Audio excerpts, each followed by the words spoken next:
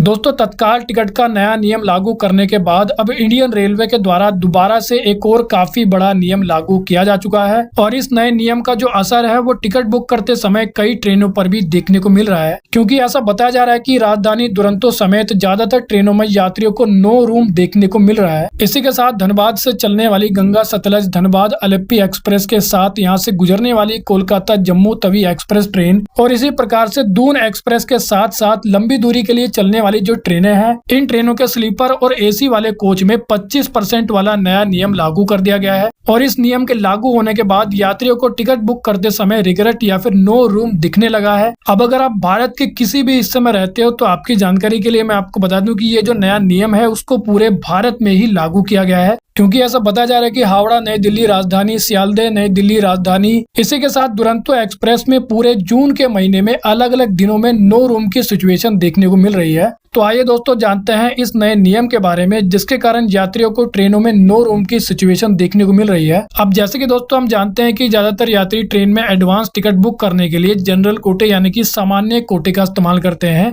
और जनरल कोटे का इस्तेमाल करके आप 2 महीने पहले भी किसी भी ट्रेन में एडवांस टिकट बुक करा सकते हो। लेकिन जैसा कि आप वीडियो में देख सकते हो कि इस न्यूज आर्टिकल में ऐसा बताया गया है कि तत्काल कोटे से टिकट बुकिंग के लिए 1 जुलाई से आधार व 15 जुलाई से OTP अनिवार्य करने के बाद अब रेलवे ने सामान्य कोटे से बुक होने वाले टिकट में भी बड़ा बदलाव किया है। इसके बाद यहाँ पर बताया गया कि स्लीपर से एसी तक की सभी श्रेणियों में अब सीमित संख्या में ही वेटिंग लिस्ट वाले टिकट बुक कराए जा सकते हैं। उसके बाद जैसा कि आप देख सकते हो कि यहाँ पर ऐसा बताया गया कि ट्रेन के चलने वाले स्टेशन से लेकर बीच के स्टेशन पर भी ये व्यवस्था लागू हो गई है। जिस स्टेशन पर जिस ट्रेन का जितना सामान्य कोटा है उससे 25% अधिक ही वेटिंग लिस्ट टिकट जारी होंगे। 25% अधिक वेटिंग लिस्ट जारी होते ही नो रूम हो जाएगा। एग्जाम्पल के लिए जैसा कि हम जानते हैं कि ट्रेन में हमें अलग अलग प्रकार के कोटे देखने को मिलते हैं, जैसे कि general quota, tatkal quota, ladies quota, senior citizen quota. और जब कोई यात्री ट्रेन में टिकट बुक कराता है तो इन कोटों में से किसी एक कोटे का इस्तेमाल करके यात्री टिकट बुक कराता है या फिर रिजर्वेशन कराता है। अब जैसे कि हम जानते हैं कि यह नया नियम जनरल कोटे से टिकट बुक करने वाले यात्रियों के लिए लागू हुआ है,